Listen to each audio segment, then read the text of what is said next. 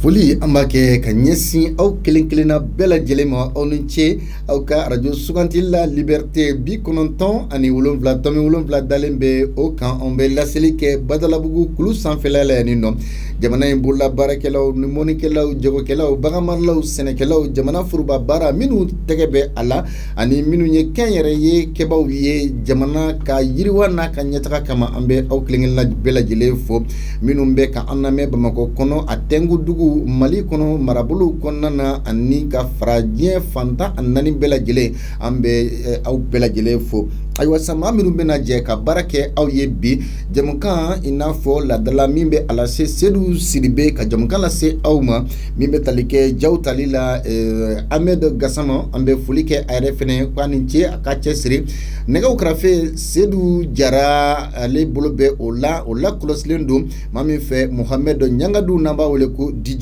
WhatsApp bisimila bulon kɔnɔna na Jean Jakite Madina Kuyate olu bɛ yen nɔ n'an yɛlɛnna télé la réalisateurs bɛ yen nɔ Morlayi Touré Fanta Jabate Fatou Touré ka foli kɛ u yɛrɛ fɛnɛw ye baara bɛɛ lajɛlen sanfɛ ka a nun don o de ye ayiwa Aïché Touré an b'a fo Assou Touré ka fara Setu Touré kan nu bɛɛ lajɛlen an bɛ foli k'u ye nka ka nin baaraba in ka a bɛɛ nun don k'a lakɔlɔsi a ka kɛ a kɛcogo ɲuman na lakɔlɔsili ɲuman kɔnɔna na masakɛ mɔden masakɛ i ka dɔn k'a fɔ ale de cɛsirilen bɛ o fɛ an bɛ dugawu k'a ye si kɛnɛya labanko ɲuman ɲɛta ala k'o sabati ani a kelen kelenna bɛɛ lajɛlen ye olu bɛ sira min don anw kɔrɔ o de ye sira sanuman ye o de ye sira jɛlen ye n'i ye o k'a kɛcogo la a ka ca ala fɛ fili o bɛ dɔgɔya bisa an bɛ n'an ka barosen sigi fɛn min kan o de bɛ tali kɛ accord pour la paix a kuma cayalen don kosɛbɛ a kuma cayara sabula hakili la k'a fɔ n'aw hakili b'a la ka dɔgɔkun tɛmɛlen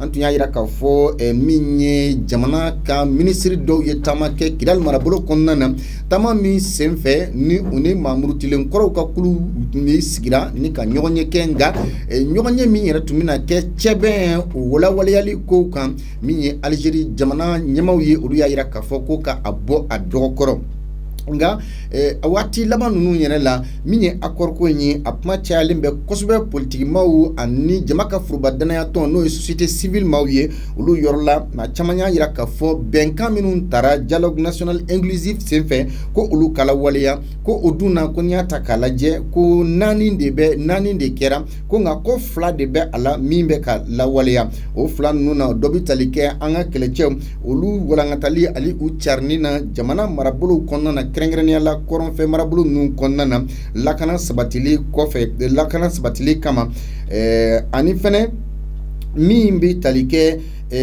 charte des partis politiques ni o ye politiki tɔnw ka bɛnkanw ye olu bɛ se ka lawaleya cogo min na ko o kɔni baaraw olu bɛɛ senna an bɛ waati min na i ko sisan nɔ ko nka min ye jateminɛ ye k'i b'a ye k'a fɔ accord ni o ye cɛbɛn a kɔnɔ kumaw ye ko fɛn dɔw bɛ a kɔnɔ olu dankɛnɛyamalen tɛ o ko kumana ka fɔ o ko a dun fɔra ko sigi ka fɔ laɲini ka kɛ jihadisiw kɛrɛnkɛrɛnnenya Amadu Kufa ani Yada Gali ko sigi ka fɔ ka kɛ ni olu ye n'i ye a kunnafoniw lajɛ fɛnɛ i b'a ye k'a fɔ ko min ye jamana ɲɛmaaw ye accord ko in kuma kɔni bɛ senna a lawaleyali a bɛɛ lajɛlen ko nka ko u ma kunnafoniya foyi di k'a fɔ ko u bɛ hali u dama suɲɛ ka fɛn fɔ jamanadenw ye a bɛ olu minnu kun kan i n'a fɔ a bɛ jamana kun kan k'i k'a dɔn k'a fɔ ko ka se ka ɲɛfɔli kɛ jamanadenw ye o ko la ko kɔni bɛ ka maa caman siga don maaw la a ko la ni a y'a sɔrɔla bandaw ye taali min kɛ Faransi jamana kɔnɔna na ko ni a y'a sɔrɔla Faransi jamana ɲɛma ani coordination des mouvements de l'Azawad ko n'o olu ma taa u bolo ja a kan kɔrɔ ko k'a yira la k'a fɔ ko accord in kan ka lawaleya i n'a fɔ olu y'a laɲini cogoya min na ko n'o dun kɛra fɛnɛ o ko siran bɛ o yɔrɔ fɛnɛ na yen nɔ ko nka nin bɛɛ n'a ta ko bandaw a kɔni ma fɛn fɔ wa ko min ye filancɛla fanga ɲɛmaaw fɛnɛ ye k'olu fɛnɛ kɛlen don k'u makun a ko kan ɲininkali ye 4 ye i yɛrɛ b'a lajɛ i bɛ se ka min jaabi ɲininkali fɔlɔ o de ye k'a fɔ an ka filancɛ fanga ɲɛmaaw min ye civiliw ni militaires ye olu kɔni k'u ma dogo u y'a jira k'a fɔ fɛɛrɛ ka kɛ sa kulu marifatigiw o kuma ani minnu ye tɛgɛnɔ bila kɛ bɛnkan na ko sigi ka kuma ka tɛmɛ jamana fanga ni u bɛɛ lajɛlen ni ɲɔgɔn cɛ ɲininkali fɔlɔ sala aw yɛrɛ fɛ ni accord na waliyala a bɛna na se ka dankari kɛ Mali ka intégrité territoriale na a ka souveraineté la wa? ɲininkali fɔlɔ. ɲininkali filanan, maa bɛ se ka i jigi da kan wa ka fɔ kumakan minnu bɛna taa bɔ nin ko in kɔnɔ Kidali n'a sigi kɛra ko a bɛna na se ka taamasiyɛn ɲuman dɔ di jamanadenw ma ka jigiya ɲuman d'u ma wa? ɲininkali sabanan, ayiwa min ye bɛnkan in ye n'a fɔra ko k'a kɛ Kidali, Mali marabolo dɔ don, sala a kan ka kɛ Bamako yan de wa wajibi a ka taa kɛ Kidali de? ɲininkali naaninan, min bɛ tali kɛ an dafɛ jamanaw la minnu da bɛ accord ko in kuma na ka fara nanzaraw ka keleyakuluw kan n'o ye Union européenne ye, Faransi, États-Unis walima mission de l'ONU min bɛ Mali la yan nɔ, ni olu bɛɛ lajɛlen sen donna nin ko in na, an bɛ se ka jigiya sɔrɔ k'a fɔ ko basigi badabada kuntalajan bɛna anw ka jamana kɔnɔ ka sɔrɔ a ma kɛ ni farafarali ye wa? nin ye bi baro sen nɛgɛjuru sira ye 66 74 33 48 66 74 33 48. Mesdames et messieurs, merci de nous rester fidèles. Bienvenue à l'émission Aoudou Kodi en ce jour mardi 2 février 2021 sur la 97.7 MHz, la Radio Liberté. Voici le thème du jour, l'application intégrale de l'accord pour la paix et la réconciliation. Première question, les autorités civiles et militaires de la transition ne le cachent pas, elles veulent désormais avoir des relations décomplexées avec les groupes armés impliqués dans le processus de paix. Selon vous, l'application intégrale de l'accord par les autorités de la transition peut-elle mettre en cause l'intégrité et la souveraineté de notre pays? Deuxième question, doit-on espérer que le consensus qui se dégage pour la tenue de cette prochaine réunion à Kidal est un signal positif? Troisième question, et si cette paix passe par Kidal avec l'organisation d'une réunion de comité de suivi de l'accord de paix, faut-il y aller? Quatrième question, selon vous, la présence des représentants de pays voisins du Mali ainsi que ceux de pays européens comme la France et les États-Unis ou encore le représentant de la mission de l'ONU au Mali peut nous donner l'assurance pour la stabilité et une paix durable dans notre pays. Donc, nɛgɛjuru sira filɛ an y'a dayɛlɛ bɛɛ n'i ka hakilinata don nka an ka fɛn bɛɛ lajɛlen kɛ ni hakili ani proposition concrète ye. Koro gosiba tɛ jamana jɔ, a tɛ du jɔ, a tɛ diɲɛ jɔ, a tɛ sigida dilan, a tɛ kabila dilan. N'an ma ɲa fɛnɛ k'a fɔ an bɛ lagosili kɛ fo k'a sɔrɔ kumakan jɔlen ni daruya jɔlen dɔw b'i bolo, i bɛ se ka i sinsin min kan ka ɲɛfɔli kɛ. Allo? An cɛ. Allo? Abari cɛ somɔgɔw bɛ?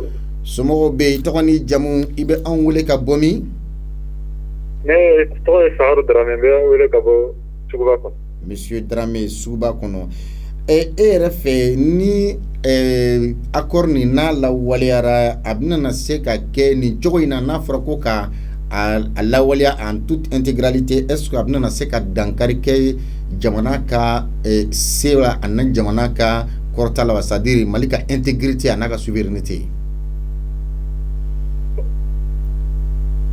Oui, allô? Ne yɛrɛ kɔni kɔnɔ nin ko in transition mɔgɔw k'a kɛ Ala kama, u k'a kɛ kira kama, u kana sɔn an ka jamana in ka tila nin wagati la. Maa damadɔni kama ka jamana ta o tali kuru sema ye tɛgɛrɛ min bɔ a communiqué min kɛ i m'a ye wa? Ou bien groupe b'a sécuriser ani u b'a fɛ ka coopérer ni jamana mun ye sécurisation na fana u y'a bɛɛ to ka dantigɛ. O kɔrɔ ye ko jamana in b'a kɔnɔ de nka jamana in tilalen don dɛ. Mais est-ce que ni sigikafɔ in kɛra Kidal o bɛ se ka taamasiyɛn ɲuman dɔ di bɛɛ ma wa? N'a y'a sɔrɔ Mali autorités ta kun bɛ sigikafɔ la ka jamana de bɔ bɔlɔ la alhamdulilayi, nka n'a y'a sɔrɔ ta kun bɛ de ka taa u kuma kun suli marifatigi ninnu de ye n'a pas été tout ça pour nous. Mais attendez, Union européenne ni Amérique jamana ni ONU ani farafin jamana, est-ce que ni olu da donna a la Mali a kuma ina abina se ka kunche ni ben kuntala jan Mali kono wa? Ne hakila na nunu ngori Union européenne ni Nations Unies ko ila ya na kan ya ko appliquera. Ni jamana clara ni Mali ko avec teme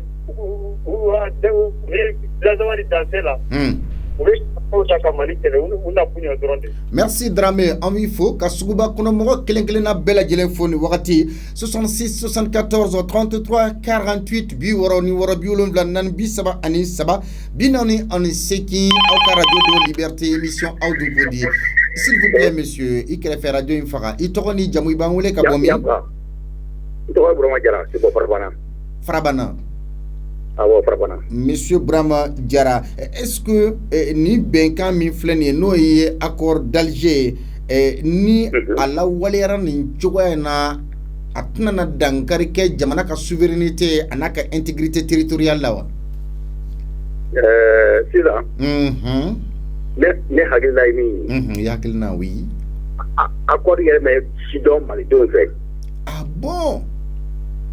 Akoy yere be femin gaw me sido malien chaman bari fe donc malien ta kono kuma yere do a gafe kono kuma do anta don oui oh de femin do yesi bi fe go oka no kidali mal du kulo do uta nyo do kidali o te bashi mal du kulo do malien no ambe kilin oh mo uta akoro be kuma fo oh mo be akoro ngoro de oui nigi ngale go yorda man di be ki ngale go yorda oui mal di nyumambe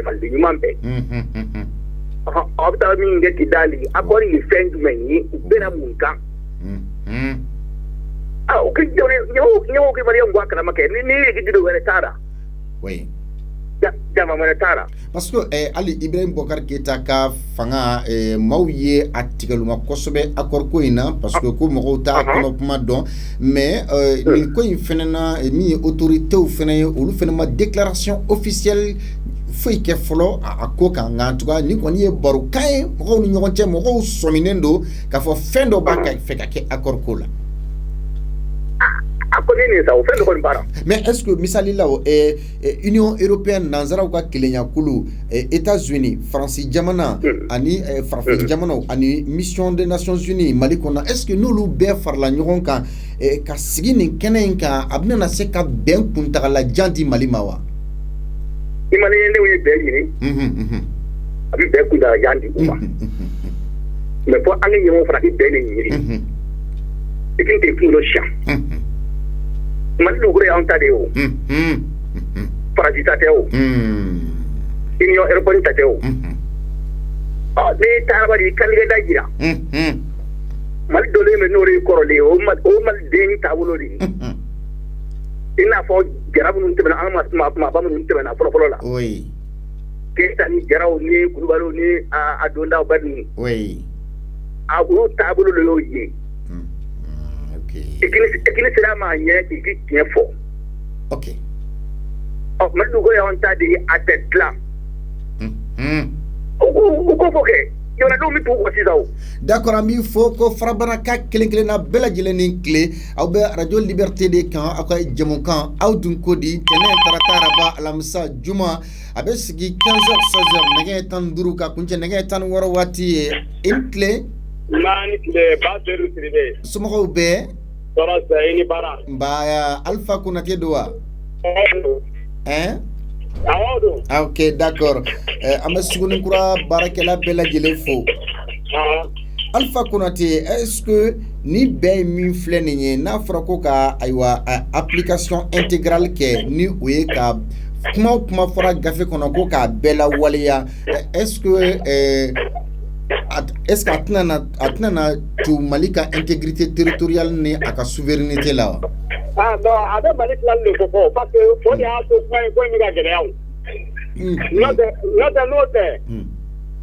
na fora ko wa ko jamana mara ko manya fama bulu aywa anga je ko keleke jamana ka mara ko nyuma soro fɛn bɛɛ ka ɲa fo n'a y'a sɔrɔ ala bana min ɲani ma bon n'a fɔra ko o kɛlɛ kɛ o tɛ ko gɛlɛn ye o mais n'i y'a ye k'a fɔ an bɛ ka siran nin ko in ye dɛ Mali filali de b'a kɔnɔ maliyɛn bɛɛ b'a dɔn k'a fɔ ko Mali filali sɛbɛn de kɛra awɔ o de don awɔ o yɔrɔ in na Alpha ɲɔgɔn ye kɛli Kidal Mali marabolo dɔ don est-ce que n'a kɛra a bɛ se ka taamasiyɛn ɲuman dɔ di wa bon ɲɔgɔn ye kɛli Kidal ale ta an bɛ siran parce que Kidal ye yɔrɔ ye yɔrɔ min kelen don ka Mali dugukolo fan bɛɛ menacé parce que a kelen don ka dugukolo fan bɛɛ menacé cogo di sani ko kuma min bɛ Mali ko la siga t'a la a taara Kidal a sun taara Kidal de o de y'a to an bɛ siran parce que siga t'a la siran banna o yɔrɔ in de la k'a fɔ ko nin ɲɔgɔn ye kɛli Kidal a bɛna kɛ sababu ye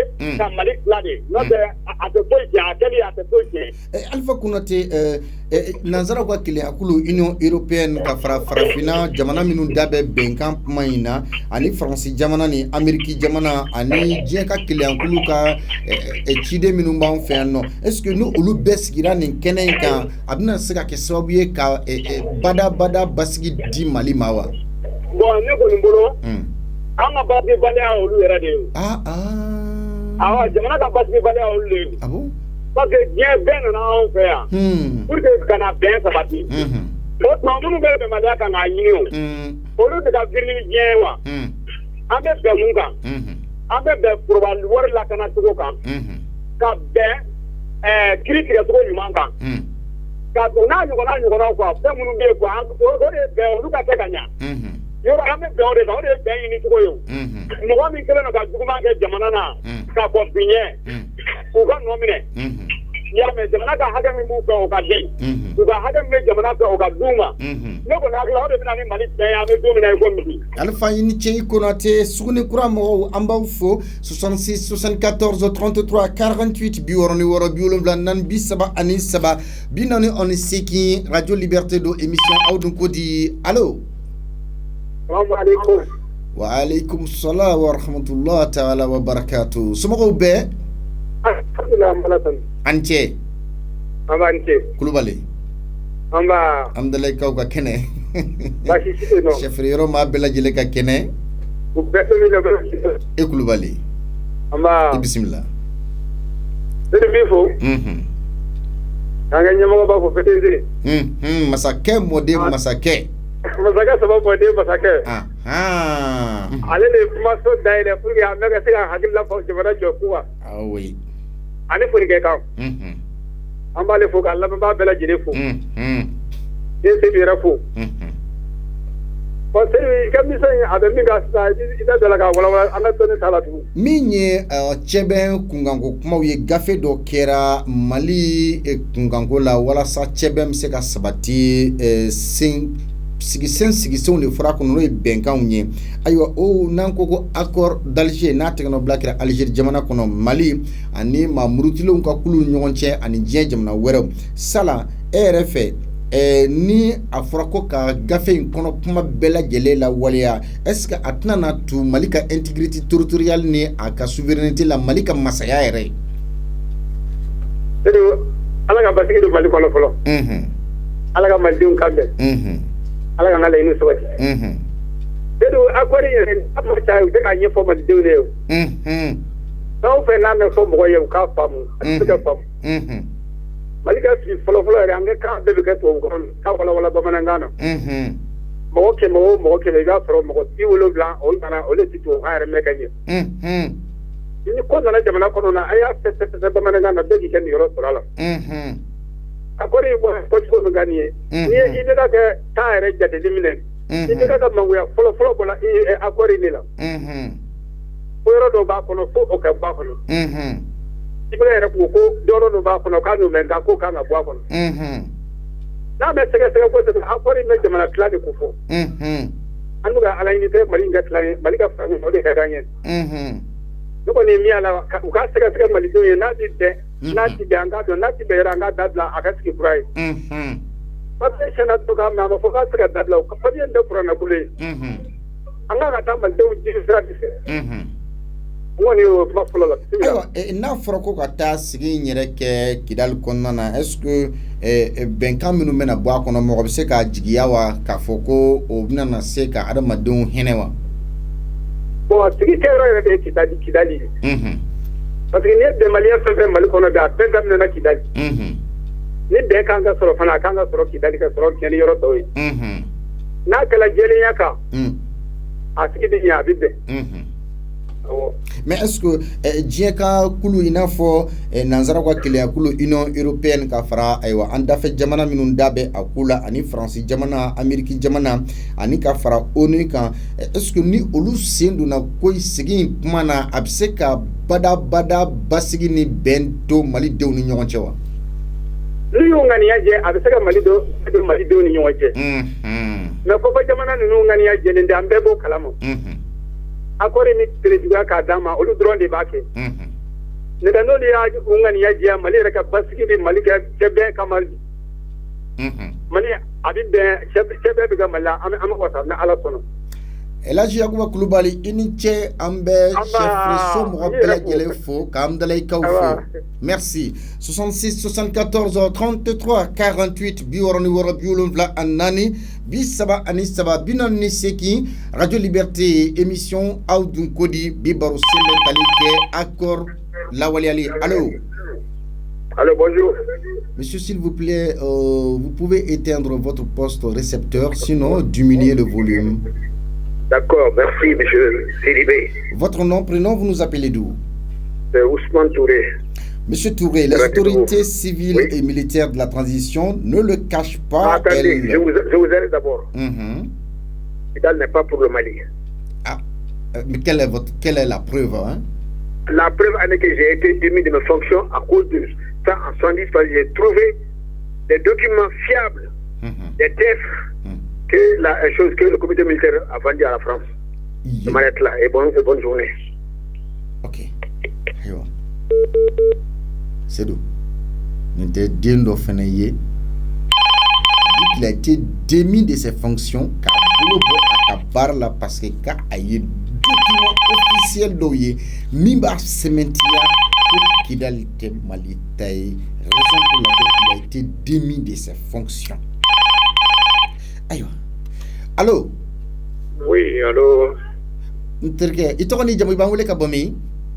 Ne Alou Koulibaly ole ko bina Alou Djibroni Para. Monsieur Alou Koulibaly bina Alou. Est-ce que autorité civile militaire ou minumbe flanche fanga konana ou ya ira ka fo ba fe ka siki ka fo ka time ni mamrutulen kro ka tonye ani jadi wale keba Sala, ni accord ni application intégrale qui est-ce que Abnan Seka Malika intégrité territoriale na souveraineté blanche rouge? Bon, d'abord il faut qu'il y ait auditeur fo. Grand ina me Amadou Sabaka fo Djibroni Sougou kono ça quoi faire do. Bon, mais des cas sujet kono. C'est-à-dire il va dans ni accord man na Malika here kama Malien ka here tala. Parce que accord la na chauffé. Kana nyefo jamana de onye tlefe. Janfa ba kono. Comme kara conseil na no ye concertation nationale. Oui, Mali fait un fora kono. Dialogue national inclusif, oui. Dialogue national inclusif. Mali fait un fora kono. Mon minye, mon tinye, mon kanga ke, mon manga ke, pe fora kono. Mais à d'aller de créer cette date kasa kuma mon. Anga na folo tiena fu falaki. Ou na sigi bi ku be accord ta ko kata accord appliqué. Accord est appliqué, accord m'a appliqué, Mali Tlalendo déjà, mais oui, à officialisation. Mali Tlalé officialisation. Sinon, depuis Domnam, qui est français dans l'intervention, Mali au Mali, quand il est poussé, bon, à fois qu'un français ou poussé, qu'à ta quoi faire. Bon, ça dit, quand il va dans à Kagele, parce que Mali attendez, est-ce que et consensus, c'est-à-dire ni bien quand nous sera kasoro, est-ce que c'est que un signal positif doit même c'est que ta machine, nous doit être à dire ama.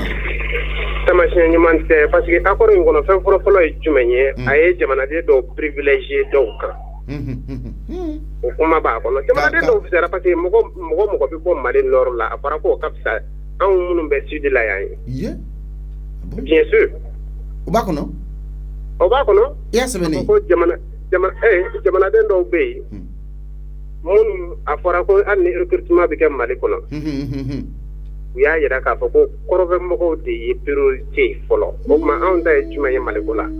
D'accord, attendez. N'a fɔra ko ka sigi in kɛ sisan n'a fɔra ko ka taa kɛ Kidali est-ce que a kan ka taa kɛ Kidali yɛrɛ wa sigi in yɛrɛ kan ka taa kɛ Kidali wa parce que Mali région dɔ don. Oui bon sigi in kan ka taa kɛ Kidali o ye Mali région dɔ ye n'a fɔra ko ka taa kɛ Kidali i n'a fɔ n'a kɛra Bamakɔ ye a bɛ kɛ cogo min na n'a sera ka taa kɛ Kidali o kɛcogo la. Donc basi t'a la quoi. Basi t'a la mais n'a y'a sɔrɔ fɛn dɔ de bɛ Kidali taga in kɔrɔ mun ɲɛ tɛ se ka fɔ Bamakɔ ye o bɛ yen. O ko dɔw bɛ yen n'a taara kɛ Kidali o bɛ se ka fɔ yen ko bɛn k'o la i k'a sɔrɔ o ɲɛ parce que i b'a dɔn o bɛ ka fɛn mun kɛ maliyɛnw na o ye an bɛɛ jɛra ka wara min faga olu bɛ ka don golo de kɔrɔ ka maliyɛnw lasiran. Dernière question, c'est-à-dire l'Union européenne, la France, les États-Unis, les représentants de la mission de l'ONU au Mali et les représentants des pays voisins, est-ce que ni nous farla ɲɔgɔn kan ka bɛn ka accord la waleya en intégralité a bɛna se ka basigi ni bɛn kuntalajan jidi Mali kɔnɔ wa? Abada. Ah bon? Abada. A tɛ se ka kɛ parce que mun na? An ka pays voisins tɛ yan Mali ka hɛrɛ kama Mali ka kɛlɛ ban an parce que an y'u wele fɛn min na o ye kɛlɛ b'anw yɛrɛ dama ni ɲɔgɔn cɛ walima mɔgɔ wɛrɛw nana bin an kan a ye na an b'o bolo. An hakili la anw minnu tɛ papier an t'u wele kun dɔn dɛ mais mun fɔra anw ye o y'o de ye. Mais mun bɛ papier la ala ni papier kɔnɔ dɔnbagaw de y'o bolo de bɛ se k'o dɔn. Ko para jikɔrɔnikaw ni tile an b'i fo 66 74 33 48 63 allo. Allo. I tɔgɔ ni jamu b'an wele ka bɔ min? Ne tɔgɔ ko Abu Jabate. Monsieur Jabate, quartier jumɛn? Ne bɛ bɔ Jalakɔrɔji.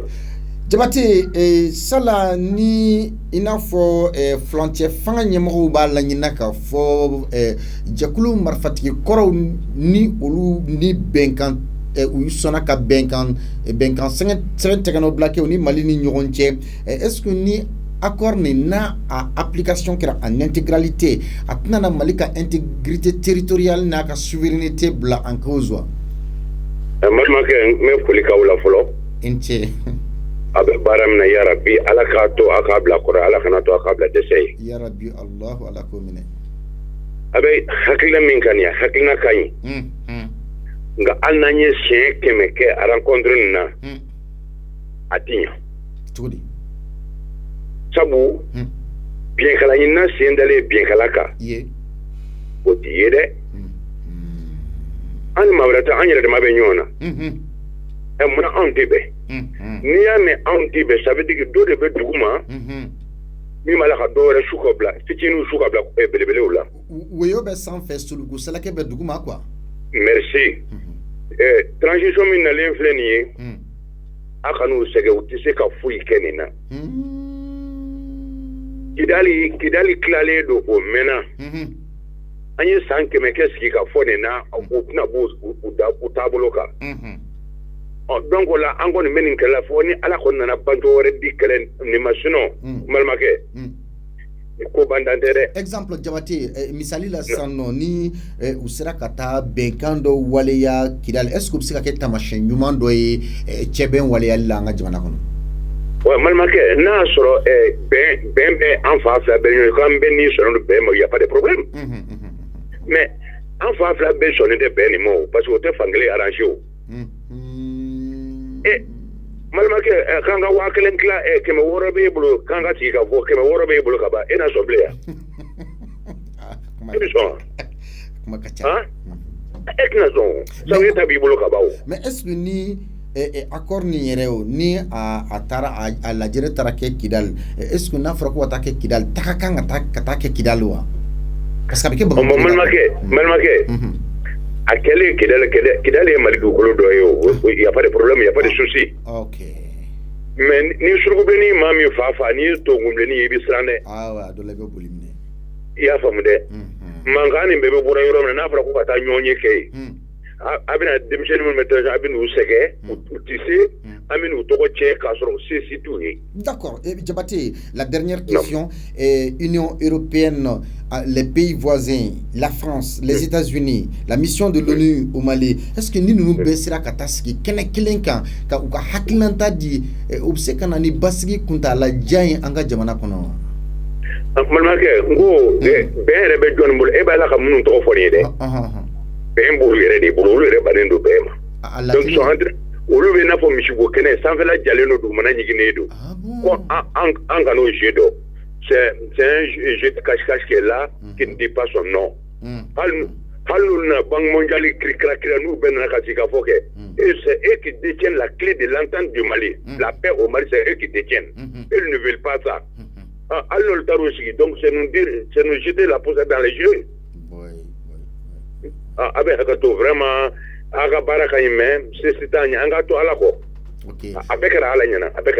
Tonton Diabaté, merci beaucoup. 66 74 33 48 biwara numéro biulum nani bisawa ani saba binani ani seki allo. Oui, allô? Sumo be toni jamu bangule kabomi. Ahmed, j'appelle de Faladje. Monsieur Ahmed de Faladje, bienvenue. Monsieur Ahmed, l'application intégrale de l'accord par les autorités de la transition peut-elle mettre en cause l'intégrité territoriale et la souveraineté de notre pays? Ok, je peux me décaler sur deux volets. Parce que le premier volet est que je suis un expatrié. Ok. Ce que je constate au Mali, quand j'étais aux États-Unis, j'ai lu un document qui prouve qu'après l'indépendance, les Français avaient dit on va vous coller les toilettes. On va vous coller les toilettes. Le document se trouve aux États-Unis. J'ai lu ça quand j'étudiais là-bas. La première fois même que j'ai été dessus, c'est en forme de Soukachiramouna. Quand j'étais à l'aéroport, il y a un policier qui m'a demandé au Mali, comment se passe votre enfant gâté? Les enfants gâtés du Mali, ce sont les Kidalois. Ah bon? Au Faré, il y en a. Bon, nous avons fait un accord. Bon, il y a peu de personnes au Mali qui ont accord avec le parce que pour faire discuter, ouais. Mais là, on train de discuter. Mais qui est le cas où c'est Malien? Il faut tous les Maliens où c'est là. Parce qu'on fait des trucs non. Parce que il y a un problème qu'on fait là. Il y a un je ne sais pas, Barkhane et tout, au Lubna Nord. Jusqu'à présent, que les Maliens n'ont pas la volonté qu'elle est capable. Ils n'ont pas la volonté qu'elle est capable. Il faut qu'on se dise la vérité au Mali. Oui. On est toujours sur le fond au Mali. Monsieur Touré, et doit-on espérer que le consensus qui se dégage pour la tenue de cette prochaine réunion à Kidal sera un signal positif? Non, il n'y aura pas de signal positif, mon frère. Il faut qu'on se capte. Il n'y aura pas de signal positif. Ça sera toujours les mêmes jeux, les mêmes jeux de ping-pong, les vagues et va se résoudre. Mais on est là à accuser les forces étrangères. Je ne dis pas qu'ils n'ont pas une part de responsabilité. Mais la seule part de responsabilité, c'est nous les Maliens. Mais et si cette paix passe par Kidal avec l'organisation d'une réunion du comité de suivi de l'accord d'Alger, faut-il y aller?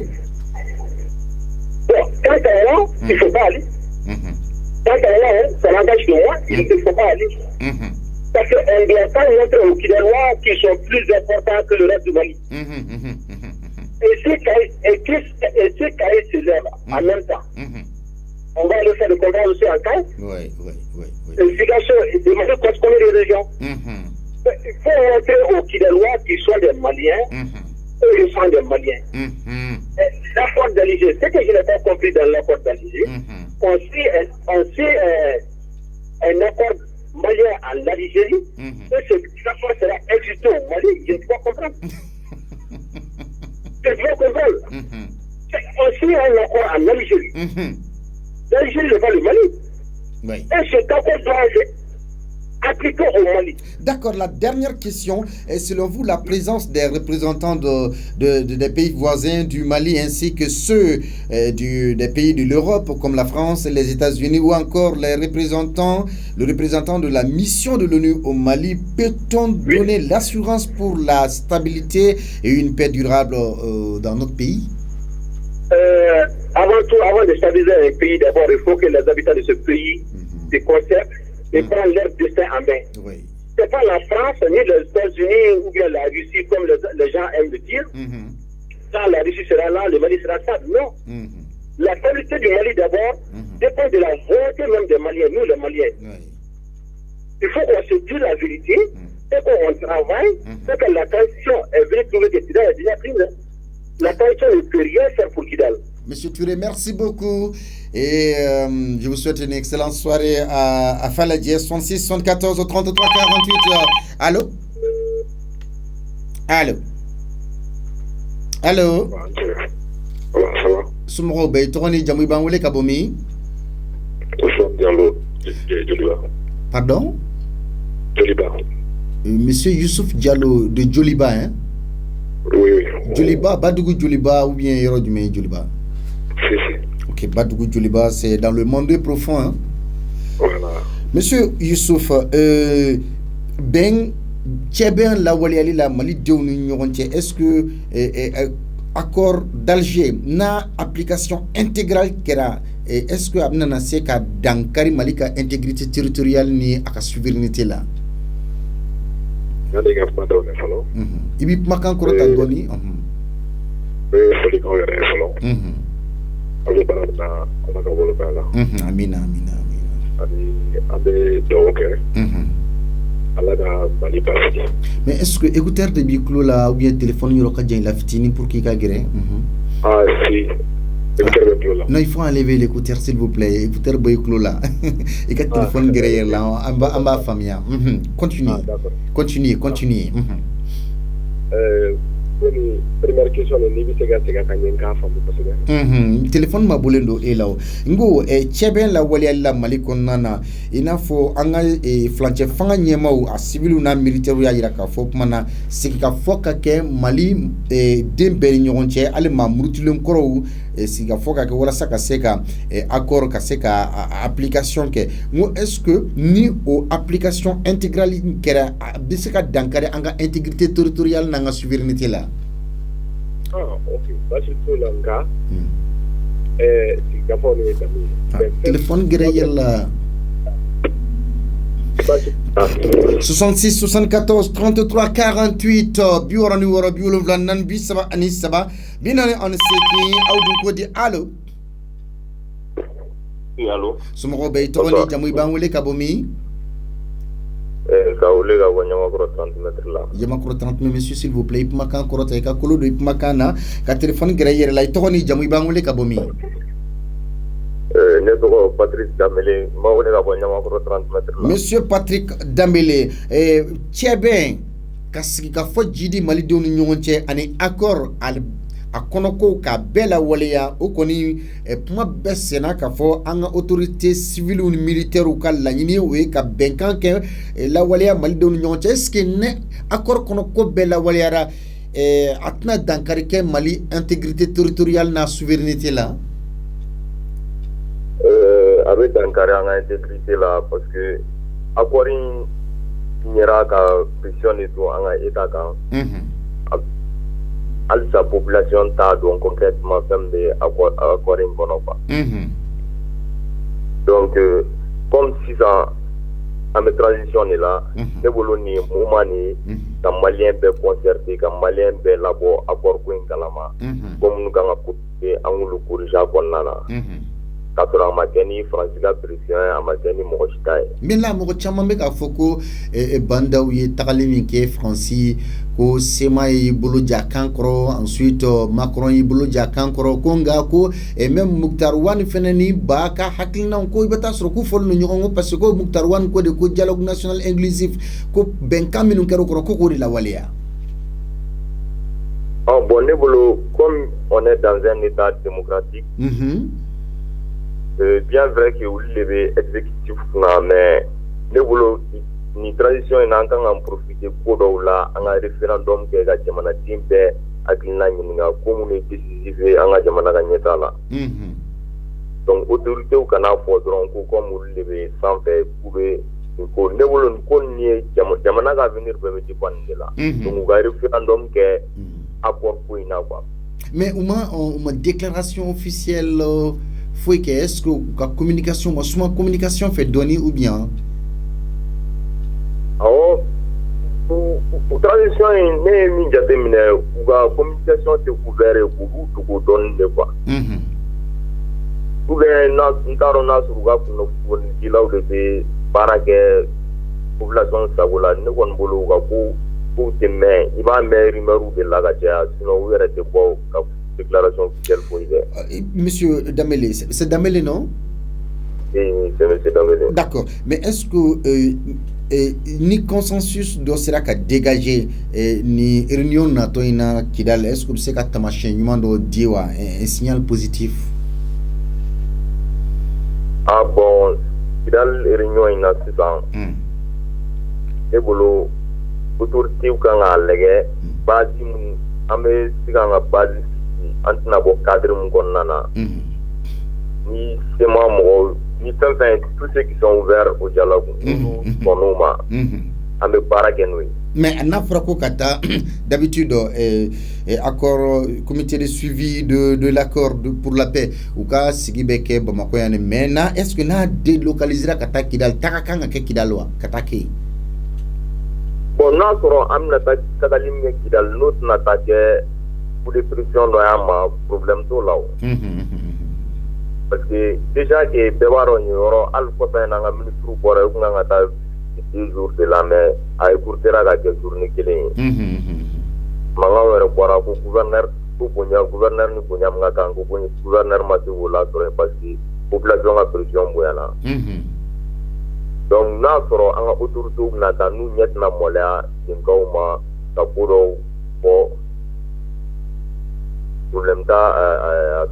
Maintenant, la présence des pays voisins du Mali et ceux des pays de l'Europe comme la France, les États-Unis ou encore le représentant de la mission de l'ONU au Mali, peut-on nous donner l'assurance pour la stabilité et une paix durable dans notre pays?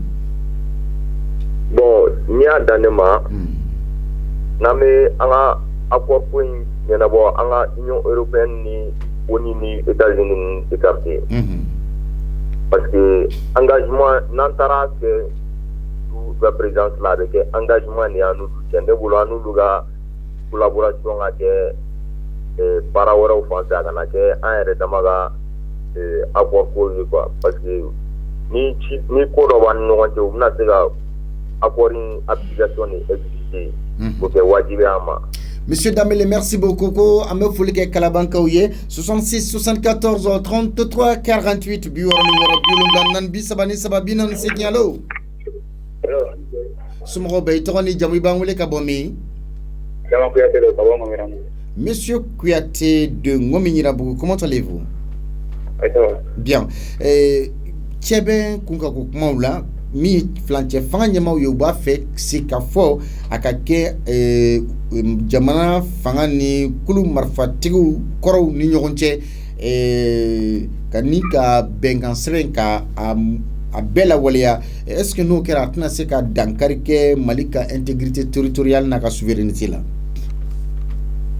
akase agore kono ko mafon ko sebeti wala libama kala ko kan mo be la mi fonto bon en même temps mo be ka fo ko banda usara science ko te amaro blanc kuna ate jamana ni sera claw na mi do ka se ka fere ka do ka se ka akore kono kuma de bi ana se ka familial kala to ka ko kan da mi mo be sera fam to ya wala sa ka sera jere fe. Mais est-ce que ni consensus do kerastano réunion na Kidal, est-ce que observa que signal positif do observa que tamashanyuma ndo ya na ko ni be ke fo ala ka wal mo mun be mun tando e ko ko asena ta ko sana ayar da maka to kono kuma be so kono do ayar da maka anga kuma ka kanya ka wal se wal ya no gara no woni hasu da famna be na kana no lu se ndo ala goro halbi ko pion do be. Monsieur Kouyatambi, faut qu'on me rambuka ou kambu befo 66 74 33 48 biworo ni woro biulum dan nani bisaba anisaba binani segi. Allô, salam alaikum. S'il vous plaît, radio dobi kerefe o faga wa alaikum salam wa rahmatullah ta'ala wa barakatuh. Togoni jamu ba wole kabomi Abdurrahman Kamara Jigoron. Monsieur Kamara, Cheben lawali alila jamana fama ube fe kasiga fol latimeni mamurutilo ka tonye est-ce que ni accord à konofin bela dileka à application intégrale que est-ce que on a seka dankarike malika intégrité territoriale ni anga souveraineté là besika dankara la re voilà c'est que tout est mieux quoi are ay kele min kere wala sa jele ma min na ko o jele ma tiga no ci kele folo mi yere nana ni régime don yere tara ci président ko do jamana ko no deuma bo sa aflemi fena la tuni mu fena na le no kele ne do ulu ma ngate ga pengando ke folo ka soro an jamana ko no deuma kele na manyini folo bo na foro ko ko la bena am siga jume asiga am siga espérer aw ba jema nyini fem na mo mo ngelo no ka baraka ma ulu ma ko jeyini esiga am siga espérer la ka fo ko na fem na ko ko na ko jeyini ta bo akori ni ko ne ay ko ko ulu no be ta be akorda ulu ni munu ma ka ke ja ko ulu ka mo informer mais am fene de ga informer ka nga akilna ta ni ga ke mais munu la aussi ga ke. D'accord. Maintenant, est-ce que na frako kata sigin ke Kidal marabolo konnana sigin kan kata ken wa réunion kan kata ke Kidal wa o banga puissance faible o banga faiblesse ira parce que wa ira tona fora on était jamana ulu le va ko kila ka bona autorité ga ngati ani makanga na kila tout ngongo kuma manga fotu ko feo Benia ambe bo moli kono ka sa fouke o va ira ka fo le favori. Donc là nous sommes en position de faiblesse quoi. Donc le Mali est en position de faiblesse. Voilà, le Mali est en mais o ko no talo no kene ga suna ma an autorité mo manga so to sila iro ngata keje no tu mo mi be tu kono na ifara ka botula o be disi iro ngata ke o va ira ka fo o de fanga bo la ka tamenga. Bon attendez, par exemple les pays voisins Mali, Kerefe Jamana ou ani Union européenne, France, États-Unis, walma unika mission représentant est-ce que nous l'ube da dunala ka si ka foi akaseka ke est-ce que abnani ben kuntala jay Mali kunani basigi. Bon, nie olu ere dabe dola tanto olu damanga dola fulo ka soro an ere manga pour ama siga nga force la ko si feno le kono feno le be Mali la quoi soro si munu mo ngana dia ka fo politicien de terrain soro si munu nana ulle kanga ira ka fo puisque folo ni directement ni kodo mangi kumana ulla ka fo siga ke meni soro si munu lu bagata ulu mo kilo nga sirake ni ko pe mo be na ka fo o belanga autorité rebe songata iron organiser iron mi rebe luja o ba era ka fo toujours alolu nana ulu konta doro ulu boru vendro ulu bena kana furu bo daba dala suno tese ganyo fo ayre temo de ka era ka fo force banela. Ok, Ambifo, merci beaucoup. 66 74 33 48 Yani Morodokadou Buruko ina ke Seru. Parce que là, finalement,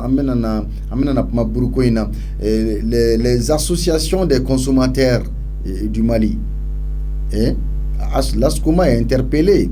Uka Wulika Jo Jamana Deunye et association Menumbe association des consommateurs Jamana Deunka Hakeni la fasaba do Dumfen Kola la Buru Songo Yelena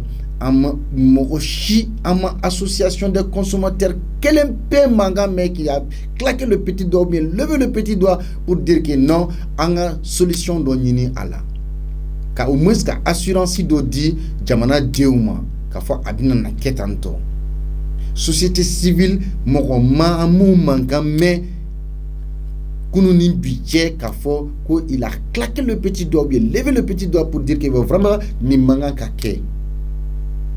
Moi je pense que l'association de consommateurs ou une société civile moro ni nye ou ka wuli ka joko doye ka essayer ka nyon famu nana ka ladje et boulanger ou ka bara bise ka noya ou bolo chomina ou ka se ka buru songo jigi minumbe a les revendeurs minumba ta ka ta distribuer ou lu fene ka se ka soro ka la se jamana deuma sinon en réalité buru joro ka bwanga tumuni kono koju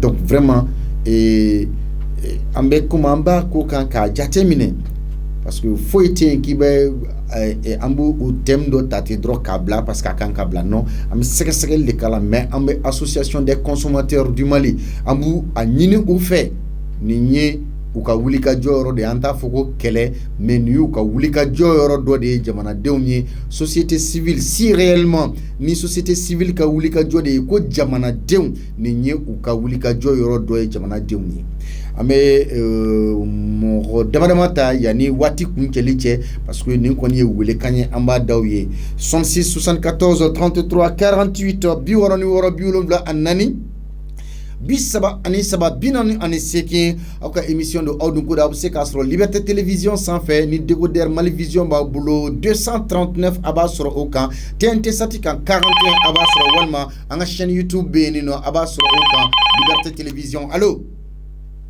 Allo, salam alaikum. Somoko bay togoni jamu ba ngule ka bomi. Monsieur Cissé Nyamana Benni Tchebe Lawali Alila Anga Flanche Fanga Nyamo Oye ou Akilna Doye. Est-ce que application intégrale, accord d'Alger, application intégrale, Nakera Atnana Dankarike, Malika, intégrité territoriale ni aka souveraineté là? Mbalmagambe Moufi. Olivia Oire for Lab Mera Jotigwe. Nche. Jaranya ko sebe ga ni kuma kan fana jaranya ko sebe accord al d'Alger ko yin nyebe munala vraiment ni kera ji bone ji mu ni Mali ake ci ko kama ga Malian kamana ba awo ah bon donc ni ya ko laje ka fofo 600 environ na Mali corona na ko Kidal aussi sans taka segin depuis bien quand il faut qu'on a fait bien vivre on a bien bi ka développer ka se degré muna ika ira kan ai mo ira kan to famu sare o kan to famu sare ni ko to ti Mali ko to ne biu ngo ni Afrique be kungo de doni. Mais attendez, est-ce que consensus Michel Nani consensus de Siraka ke ni réunion mi na ke ki da ni consensus de sorola là est-ce que c'est un signal positif d'odi bon et comme signal moani nous tara ola oye obida ben kan sigi do ke ben kan sigi munad na ke an yere bina obina ndu ko yere la tuguni amasigi mu yetuni parce que muna amugo kele muni accord si yani iya ko munu ban protection ke Kidali ni Mali raison qu'on a tola ashima sienta ka daka fo ko anya bala ko bi ko Mali here solo ni kono ama arzika shi fo oui mais na fra ko gata réunion ke Kidal est-ce que akanga ta ke Kidalo bo Kidal yere est-ce que akanga bo ya yere ka an yere munu bian no ama ko nye sora ala ka ko accord ko ni ko be senen dama do to foi kalama ni na uyere buka wulga tani ko ni ne buya yere na mi dama do to foi kalama ni kula ko to foi kalama bo na altara ko yere ko ke ko parce que ko yere dama yi ni ke ka fo ko ani jamana wero y'a fara ɲɔgɔn k'a bɛ taa pour que ka mɔgɔw ka lafiya mɔgɔw bɛ lafiya o la cogo di d'accord mɔgɔw yɛrɛ tɔɔrɔlen dɔ yɛrɛ u ma se ka a faamu aw yɛrɛ bɛ mun kan ko yɛrɛ mun bɛ yen nɔ ko mɔgɔw bɛ lafiya d'accord donc o don an bɛ taa Kidal an bɛ taa yan fɛ ok attendez et par exemple en dafe jamana minnu bɛ ani Union européenne ni France ni États-Unis walima mission de l'ONU olu ka représente est-ce que n'olu bɛɛ sigira ka bɛnkan kelen kan a bɛ se ka na ni basigi kuntalajan ye Mali in kɔnɔ wa wallahi o de ka d'an ye basigi n'i y'a ye an bɛ kulo la parce que basigi ne ko an kɛrɛfɛ jamana ninnu ni anw ma lafiya olu tɛ ka lafiya o ni Mali ma lafiya wallahi kan'a fɔ Afrique yɔrɔ si tɛ yen mun bɛ lafiya i b'a fɔ ko ne de y'a f'i ɲɛna a ko mun na parce que Mali ye Afrique kɛr dɔ de ye n'i y'a mɛn ko Afrique a kɛr yɛrɛ ye Mali de ye yan o donc n'i y'a ye dans un temps u ba accord ko fɛngɛ min c'est-à-dire i yɛrɛ ɲuman na cɛ y'a fɔ cogo min na cɛ dɔ in balimakɛ y'a fɔ cogo min na e bɛ ka biɲɛ ɲini i sen b'a kan mais e bɛ k'a ɲini o bɛ ye wa o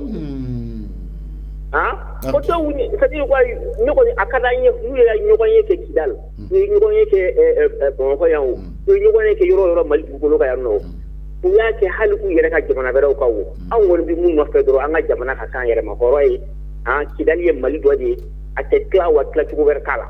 Merci an b'i fo aw bɛ se ka ni jɛmukan in sɔrɔ Liberté TV sanfɛ n'an ko LTV ni Mali Vision b'a bolo a b'a sɔrɔ 239 walima TNT SAT a b'a sɔrɔ 41 na o kan ni o bɛɛ gɛlɛyara aw ma a ka téléphone b'aw bolo a ka ordinateur b'a bolo a ye taa YouTube sanfɛ a ka don Liberté Télévision émission baronin b'a kan aw dun ko di an ka kɛnɛ ka taa se musoya notre école an ka flashu n'o o ye kunnafoni sen telimanw ye ani an ka kunnafoni dakɛnɛw n'o y'an ka journal an ka édition a bɛɛ lajɛlen Liberté bɛ fɛn o fɛn kɛ a b'an ka chaîne YouTube sanfɛ a bɛ partager fɛnɛ ni an ka page Facebook ye n'a y'a ye a y'a aimer aw ka partager mɔgɔ wɛrɛ ka se ka an baara kɛ n'o ye aw sababuya la jɛmukan a bɛ se k'a sɔrɔ LTV sanfɛ 20h30 waati kelen aw b'a sɔrɔ an ka chaîne YouTube sanfɛla la donc an b'a fo jɛmukan a bɛ tɔ bɛ continuer an ka foroba barokɛyɔrɔ n'o ye WhatsApp kanal ye a bɛ continuer o sanfɛ aw ni ce Ahmed merci beaucoup i ni ce ale de bɛ ka cadrage kɛ min ye nɛgɛw karafe ye Seydou Jara k'a lakɔlɔsi Mohamed Ɲangandu fɛ Jean Jakite Madina Kuyate olu bɛ bisimilali bulon kɔnɔna na an ka réalisateur an bɛ foli kɛ u ye ka baara in bɛɛ lajɛlen lakɔlɔsi masakɛ mɔden masakɛ Alimami Samori Ture PDG foli bɛ kɛ ka ɲɛsin i yɛrɛ ma si kɛnɛya labanko ɲuman Ala ka jɛ ka o di ani i ma Ala ka baara bɛɛ lajɛlen sabati